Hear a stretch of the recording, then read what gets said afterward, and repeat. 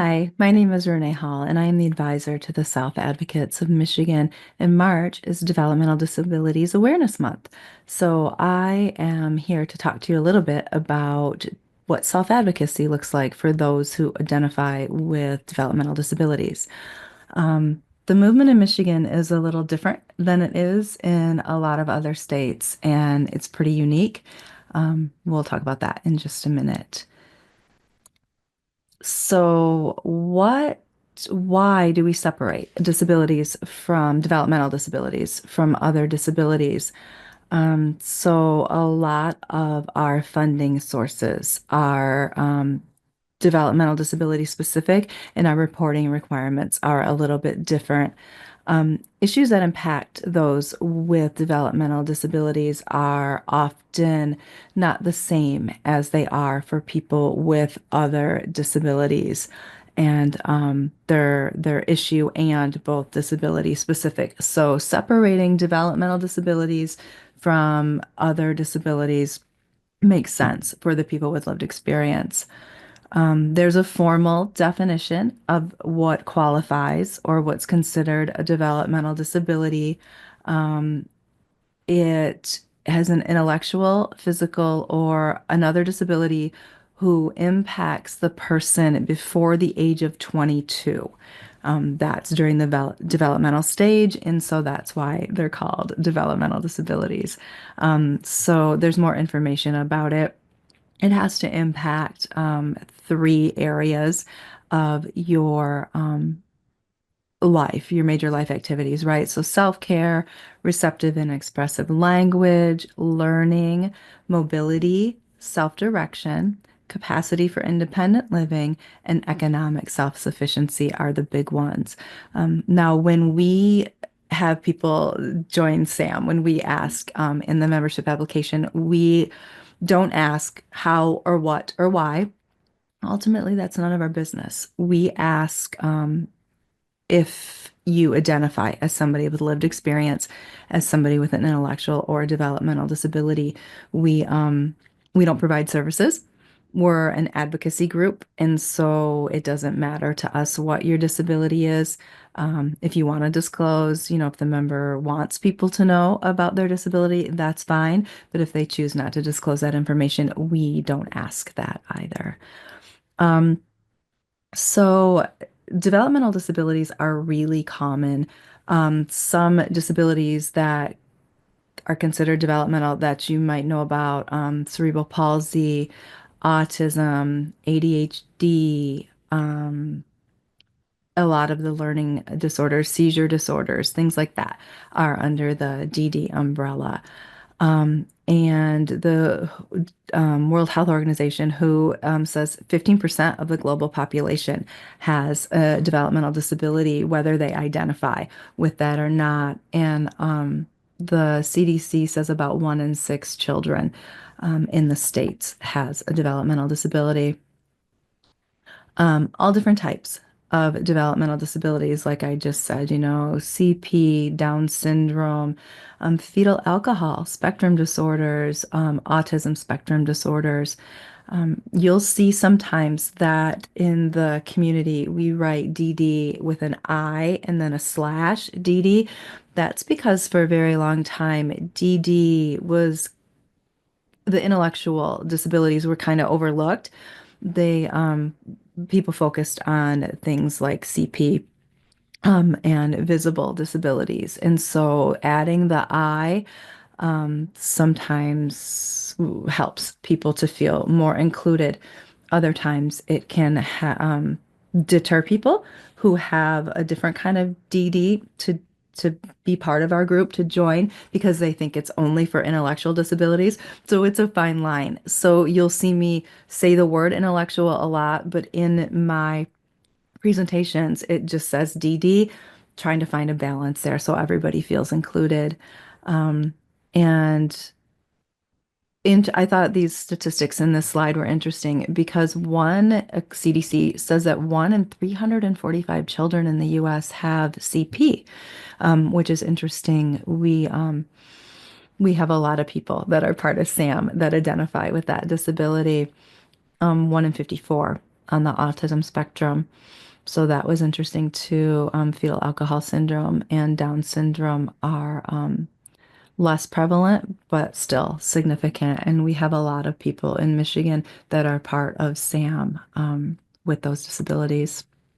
So if we move on to talk about self-advocacy and what it is, this will tie in nicely to the importance of having developmental disability awareness month. Um, a lot of people discount people with DD as perhaps not able to fully participate in society. So the self-advocates make their voice heard and they show that that's not the case at all. So self-advocacy actually shows that people with lived experience are the ultimate subject matter experts. They're the SMEs, right, of their thing. I can say a million times over, I can advocate for their rights and their abilities and for policy and for those kind of things. But it doesn't really matter what I say. It matters what the people with lived experience say. They're the experts. I'm their support. So when individuals with lived experience can advocate for themselves, we're not a big fan of the word empower, but there's not a great synonym for that. Empower has the potential to be kind of something that we not so eloquently call disability porn, right? Like just showing someone for the sake of showing them kind of a tokenization of their being. But they do feel more empowered and in control of their lives. They're able to say what they want, to say what they need, and to get the support that they may need to do the things that they want to do and to live the lives of their choosing. It helps them feel less marginalized. It gives them a voice, and we say a voice at the table. And by a voice at the table, we don't mean after policy, after procedure, after legislation has been enacted. We mean a voice at the table during the creation of those things. It doesn't make sense to create policies that impact people when there's none of the people that are impacted at the table. That's just silly and doesn't work. It's not effective because then after the fact, you find out that something doesn't really suit the needs of the people, and it's harder to change things than it is to do the right thing in the first place. Um, Being able to advocate for oneself, it gives them a, a better independence. It lets them navigate all of the aspects of life, everywhere from employment to relationships to healthcare. It lets them use their voice. And when I say voice, I don't just mean speaking voice, right? I mean their ideas and their being. A voice can look like many different things with developmental disabilities. It can be an actual physical voice.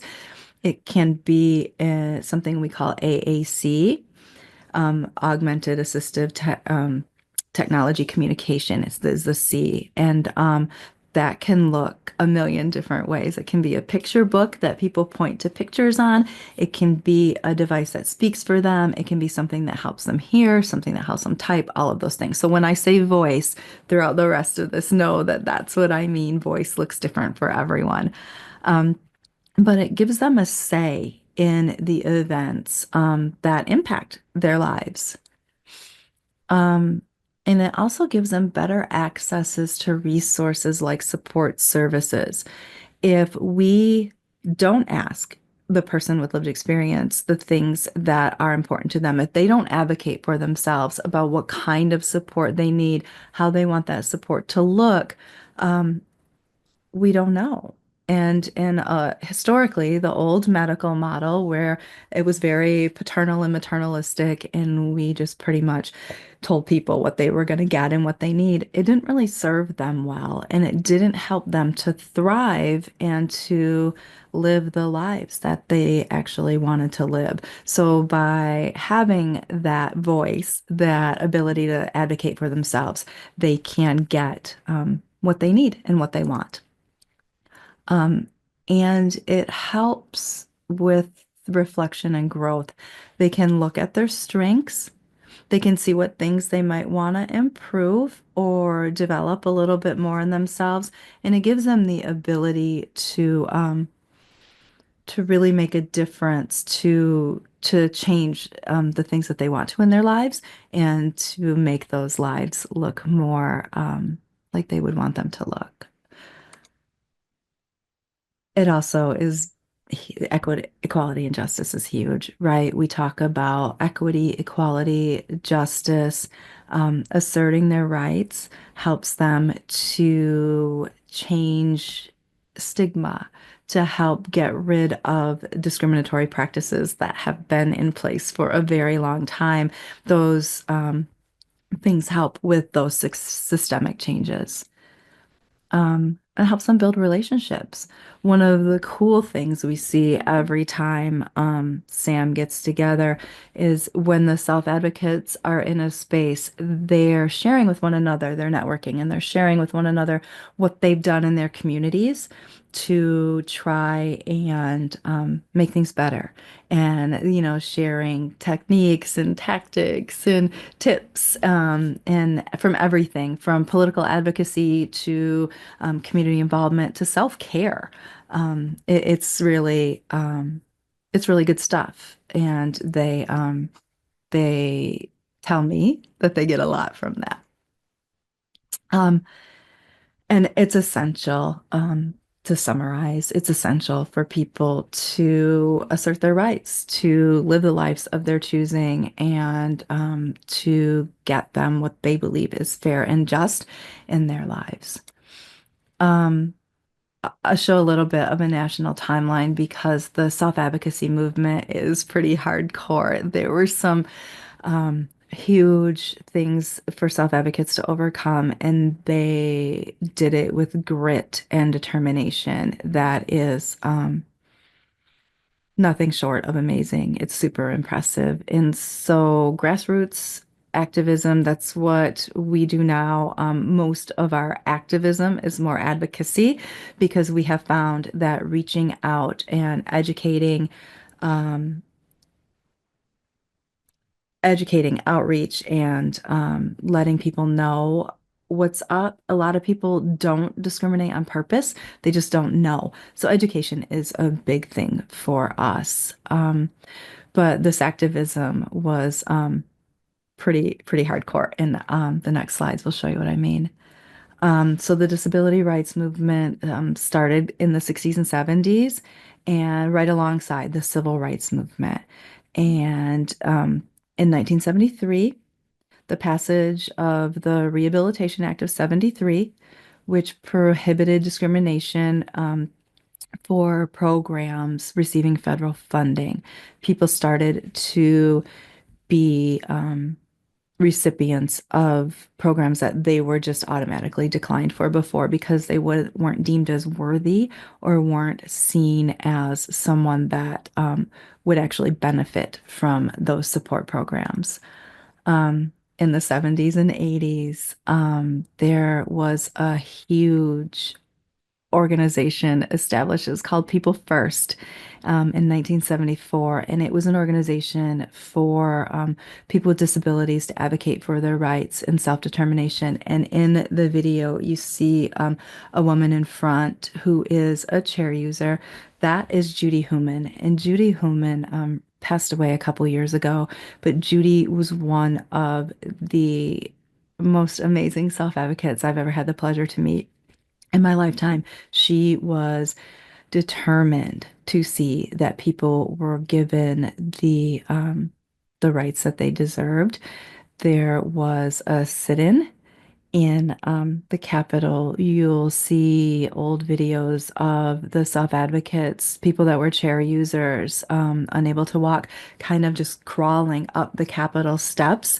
And they had a big sit-in at the Capitol. Super brave, right? They only came with like a day or so of medication, no idea how long they were going to be there. And they sat there and demanded that their voice was heard, and their activism worked. And a whole bunch of change happened because of their determination. And Judy was one of the people in that space, and she's missed. by us that knew her and loved her. Um, in the 80s, this is an iconic photo when things started to change. And then in 1990, the passage of the ADA, which protected the rights and gave people with disabilities legal protections for things that they had been denied for so long. And currently, um, the movement is growing. The emphasis is on inclusion and empowerment and intersectionality. We talk about intersectionality all the time about I am not just a woman, right? I'm a mother and I'm an advocate and I'm a civil servant and all of these things. Well, those intersections are true for people with disabilities as well. And so we've had a big focus on what that looks like. Lots of the people that identify as people with developmental disabilities also have another disability. They have a mental illness or they have some other type of disability that they want to acknowledge, and they have intersections as other things, just like the rest of us. So this is you probably heard this before. We say this, I probably say this 10 times a day. Nothing about us without us. This is the mantra that any policy, any legislation, anything that happens shouldn't happen without people with developmental disabilities as part of that happening, as part of what's going on at that table. So self-determination emphasizes an individual's right to make their own choices and decisions about their life. So we talk about self-determination all the time. It's Sam's biggest thing, I think. It's their platform, and that it's we all have a say in the things that we do. Now, self-determination doesn't necessarily mean that you don't need help. We all need help. We all have our circles of support. That's a big term that you might hear. Circles of support are just groups of people that help people. We use the term for people with developmental disabilities, but it happens for all of us. But for people with developmental disabilities, to do things and to get advice and feedback on the things they're doing. Some of our SAM members have someone specifically that helps them with their money. I have people that help me with my money. I could use some more help, clearly. My credit union thinks so. But people help with taxes, right? And people help with financial planning, things like that. And so people with developmental disabilities sometimes have a rep payee, is what it's called, and that person helps them to budget their money and to use their money. Other people have the circles where they're making big decisions, right? If they're going to buy a home or rent a new apartment or buy a new wheelchair, they have people come together and kind of give them the support and information they need and to talk about that. Um, Equality and inclusion. I kind of mentioned this earlier. The people with developmental disabilities, especially SAM members, I think, talk about they want full participation in society. They don't want to be off to the side, half watching. Other things happen without them included, and it challenges those stigmas and that discrimination that go along with that and shows that they are capable. And that leads into the self-empowerment, right? That people with disabilities are capable, they have rights, they have agency. They should have agency and they should be able to do the things that they want to do to live the lives of their choosing. Um, Self-advocacy is really big on networking, and it's not always just networking within the DD community, right? Because everyone knows that nothing gets done in silos, right? We talk about silos all the time. And so people that have DD are networking not only amongst other their peers, other people with DD, they're networking with other organizations in the community, other spaces where they can work together and collaborate with people. So while we talk about networking and building relationships, amongst the DD community, it's also building those relationships outside of the community as well. Um, I will say that one of the cool things about an organization like SAM is that sense of community and sense of understanding. I mentioned before that when people get together, they're talking about everything, right? From self-care to strategies to all this stuff. So it's a nice space for people with similar experiences to get together and talk about what works for them, what doesn't work for them, what they found helpful, things like that. So I mentioned in the beginning that Michigan does things a bit differently. I've given this presentation a few times on the national level, and people are really excited about what we do here in Michigan. Um, the Michigan model is um, an individual model. In some places, self-advocates are not necessarily self-advocates. I don't know how to say that and be polite and politically correct, but it's true. People are told they're going to a self-advocacy event. They're not sure why, they're not sure what they're supposed to do. Some of them don't even want to be there. We don't do that in Michigan. In Michigan, we don't sign up a group of folks. We sign up individual self-advocates who choose to be part of the organization. And that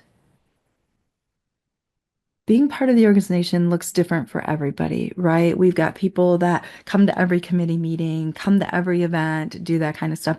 We've got other people, I tease and I call them lurkers, right? They like kind of lurk in the shadows and they just get the information that we have and they're comfortable in that space. They're comfortable not being as involved for a myriad of reasons, but still want to be connected to the community and want to be part of it. So there's no expectation or requirement for the general SAM board members to participate or to be active in any way that they don't want to be active.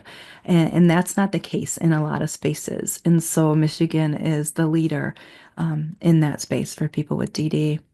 And we focus on peer support. Peer support, you'll hear that term a lot with the CMHs. We have peer supporters in those spaces helping people navigate the system, but we also have peer support within SAM in general, where we have the board of directors who is really involved, and there are requirements once you're on the board. Um, but we have committee chairs, we have presenters, we have all of these different places, but nobody does anything alone, right? I am there for support, but ultimately all of the decisions are up to them. They support each other and they get together and they talk about things. And in the committee meetings, they decide what they want to do. They highlight their strong points. And like I said before, they know their weaknesses and their strong points. And so they work together to collaborate on, well, you're really good at this, and I'm not, but I'm really good at this. So between the two of us, we can make a thing happen. And it's really cool to see them come together and realize that they're very self-actualized. And we have an inclusive approach. Backgrounds, gender identities, economic status, it's all over the board. And we, I don't want to say we demand, but not me demanding. It's the self-advocates. They demand respect and that everyone be valued for the unique input that they give for one another um, and for the organization. And we focus on a strength-based perspective. That's hard for me to say. But rather than focusing on deficits, I mentioned the old medical model before, and the old medical model was really deficit-based, right? Oh, he can't walk, or he can't. And we don't talk in can'ts. We talk about cans and what we can do. And that doesn't mean everybody's fantastic at everything. No one is. But we talk about how we can build our strength in other areas too. So we talk about capabilities and strengths. And education is huge for us. We all know there are things we don't know, and that we can always be learning, always be growing, always talking about new things. And so we're always sending each other information. When I get information that I think is important or something that might be interesting, we put it out there right away. I send an email to the group. I send area specific emails if something is urgent, and I'll say the city of Detroit. I'll go through our membership and I'll sort and filter and see who's in Detroit proper, and I will blast something off to them right away to say, hey, this is impacting you. It's something you might be interested in. Muskegon, Grand Rapids, whatever city I get information on, we do that. And then they get together. We have local groups starting. Um, Local groups were harder to get started than we anticipated because people are so busy. People are involved in their communities and they're working and they're doing things and they're on other boards and they have other commitments. And so on paper, we thought, oh, these local groups will come together so fast and we'll have them all over the state and it'll be great. And then we did a survey and people were like, gah, we don't have a lot of time for this.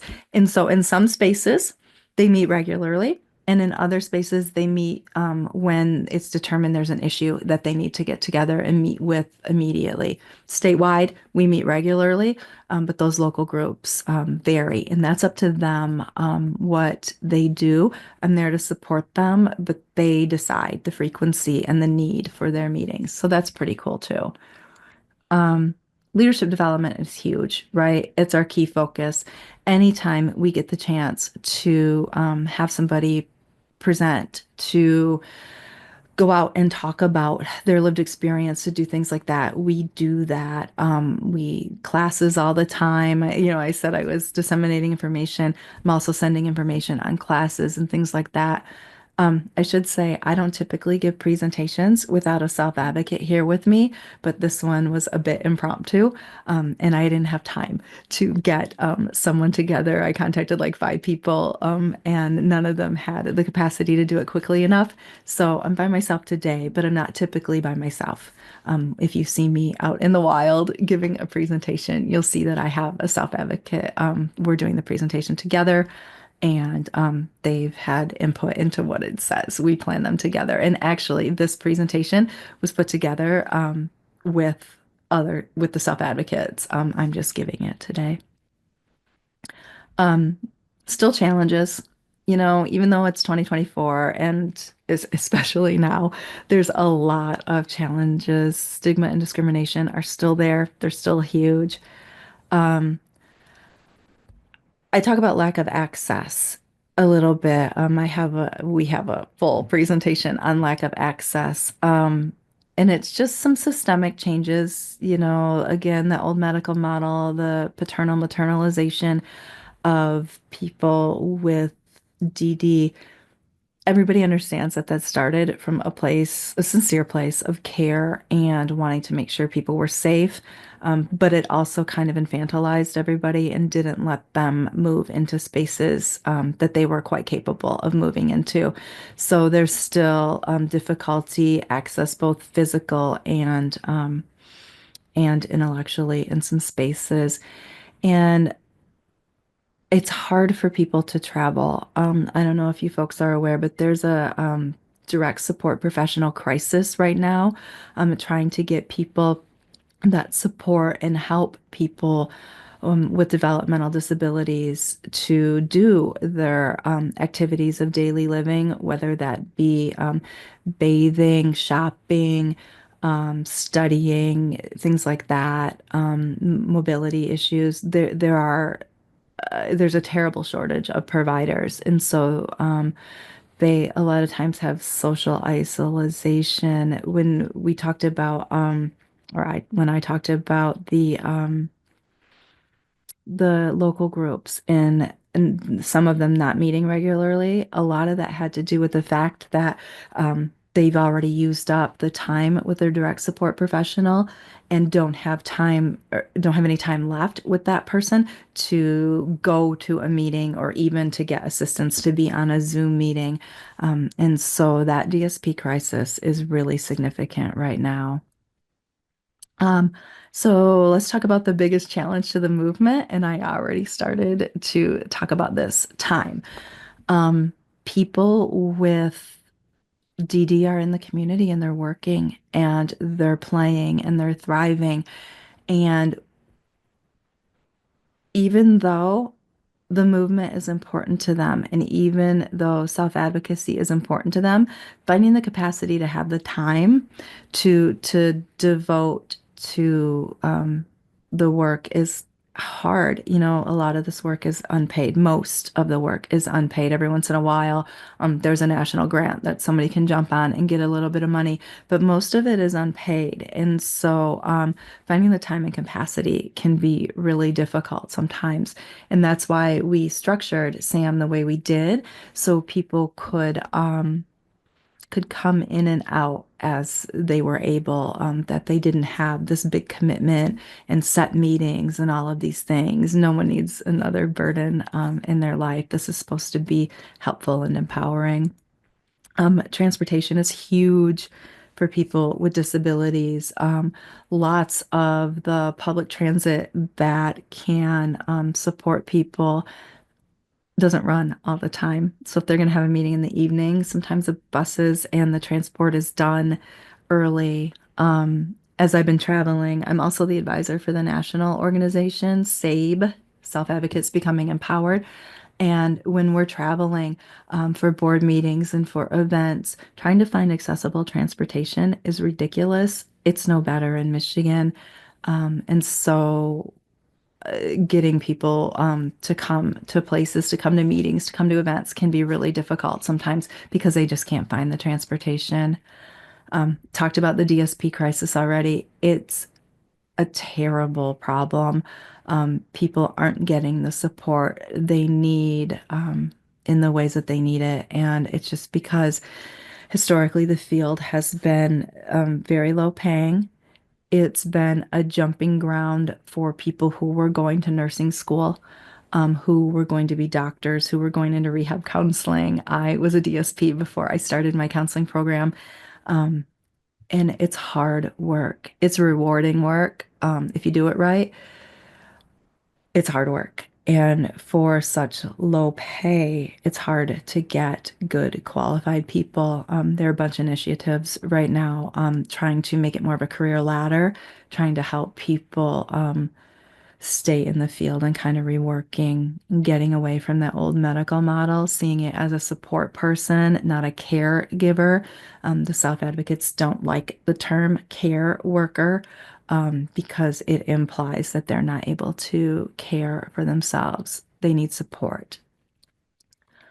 Um, and so these, again, are the ways that SAM works to support the self-advocacy movement and what it looks like, skill development, policy change.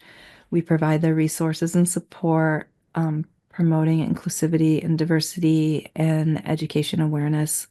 Like I said, letting people know what's out there, makes a big difference for people in the community and how they get to live the lives of their choosing.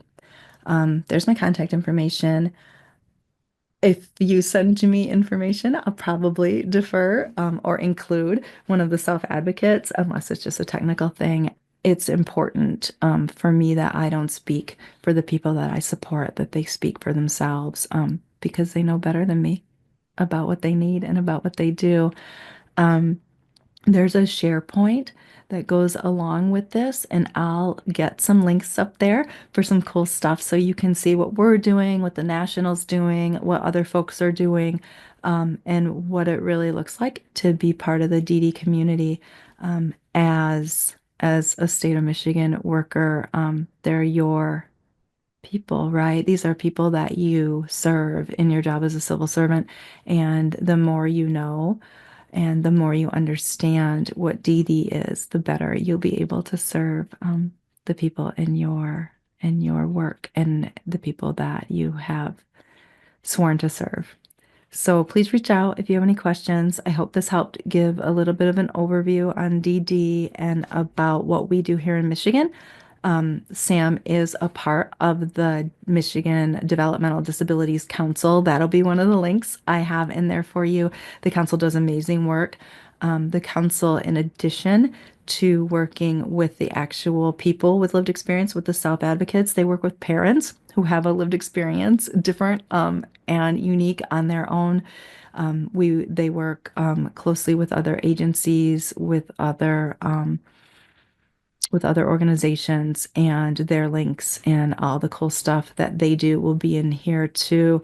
They partner with Sam on three big events during the year. We go bring a whole bunch of people to Lansing for a day we call Voices in Action, where self-advocates come and actually meet with their legislators and talk about the things that are important to them. That's in March. It coincides with DD Awareness Month. Um, in the summer, July is Disability Pride Month. And so we have a big event here in Lansing for Disability Pride. It looks a little bit different every year, but we do that. And then we also, October is National Disability Employment Awareness Month, or NDEAM. And we have events that we partner with the council for NDEAM as well. So between the council and Sam, we've got a ton of resources for you. And there'll be something there about the DD Act. That is how the Sam and the council were created, and a bunch of information that I think will be valued by you as you do your work. So let me know if you have any questions, and take care.